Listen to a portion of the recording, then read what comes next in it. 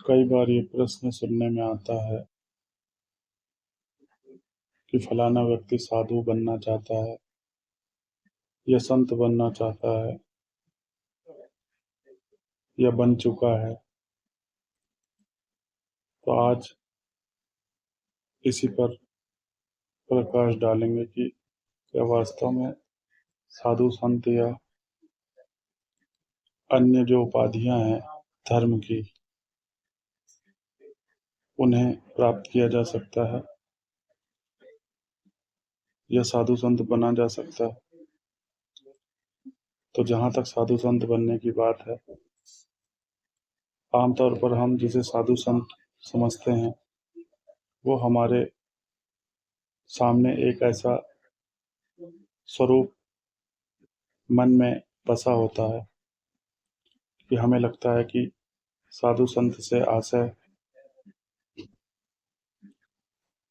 माथे पर पीला टीका या माथे पर चंदन का लेप,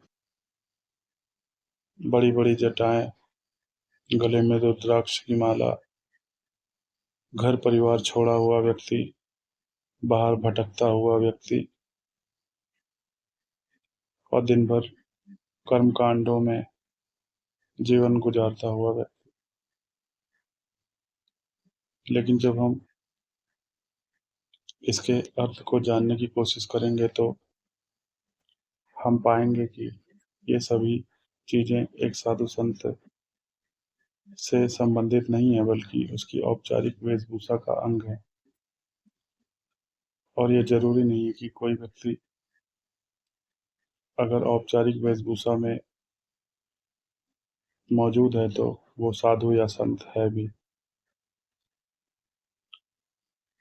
और इसी का फायदा समय समय पर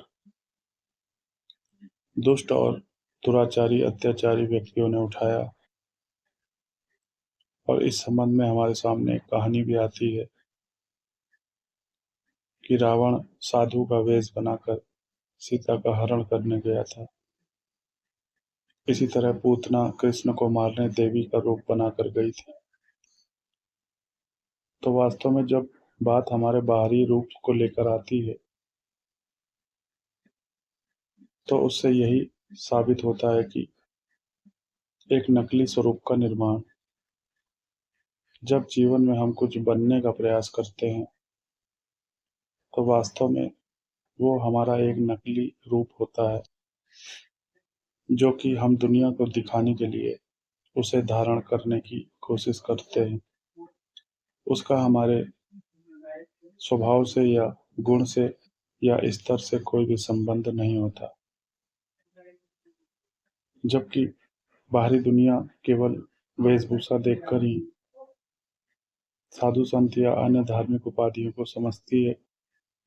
उसके पास विवेक का अभाव होने के कारण वो ये नहीं जानती या जानने का प्रयास करती कि साधु संत या धार्मिक जो उपाधियां हैं वो एक स्तर के द्वारा प्राप्त होती हैं, जिनका कोई भी औपचारिक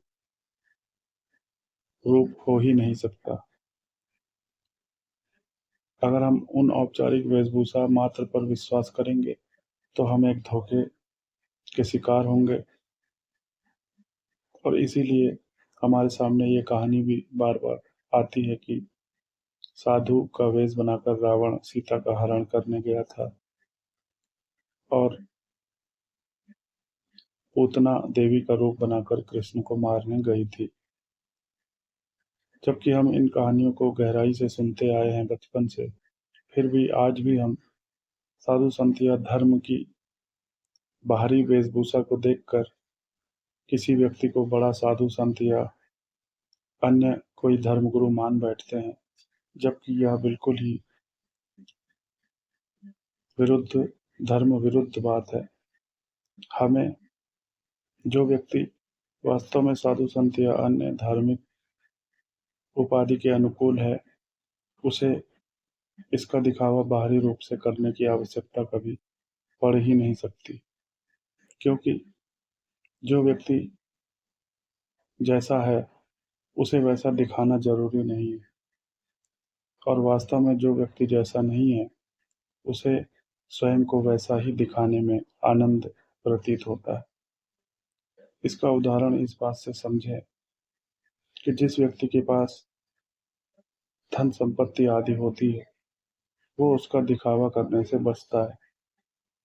लेकिन जो व्यक्ति धन संपत्ति के अभाव में जीवन गुजारता है, वो सदैव इन्हें अपने जीवन में ज़्यादा से ज़्यादा दिखाने का, दूसरों को प्रचारित करने का प्रयास करता है, ताकि दूसरे उसके बारे में अच्छी धारणा बना सकें। लेकिन ये नकली रूप होता है, और जब हम नकली रूप धारण करते हैं, तो चाहे हम कितने भी बड़े धार्मिक पद के अनुकूल स्वयं को दिखाने का प्रयास करें, हम कभी भी उस स्तर पर नहीं पहुंच सकते जिसकी बात धर्म और सनातन में की जाती है।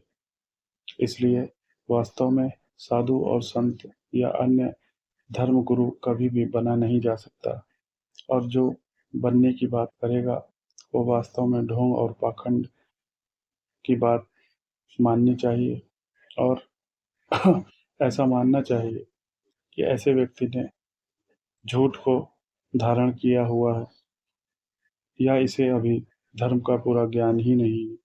इसीलिए ये साधु संत या अन्य चीजें बनने से जोड़ता हुआ दिखाई दे रहा। और जिस दिन हम वास्तव में उन गुणों या उस स्तर पर अपनी आध्यात्मिक यात्रा के माध्यम से पहुंच जाएंगे, हमें किसी को कुछ भी दिखाने की आवश्यकता नहीं पड़ेगी, क्योंकि ये चीजें हमारे स्वभाव में स्वतः ही प्रस्फुटित होना प्रारंभ हो जाती है। लेकिन जो ढोंगी और पाखंडी हैं, उन्हें सदैव ये दिखाना पड़ता है, ये दुनिया को प्रचारित करना पड़ता है कि उनमें कोई बात है, उनमें कोई विशेष बात है। और इसीलिए यही कारण है कि ऐसा व्यक्ति दुनिया को दिखाने के लिए तरह तरह के आडंबरपूर्ण पहनावे आदि धारण करता है, ताकि वो अपना एक नकली स्वरूप दुनिया के सामने बना और दिखा सके कि वो बहुत ही बड़ा साधु संत या अन्य किसी और प्रकार का सन्यासी या धर्मगुरु है। इसलिए आज का जो अंतिम वक्तव्य है वो यही है कि कभी भी साधु संत या धर्म के पद को अपने प्रयासों द्वारा प्राप्त नहीं किया जा सकता, न ही साधु संत बना जा सकता है।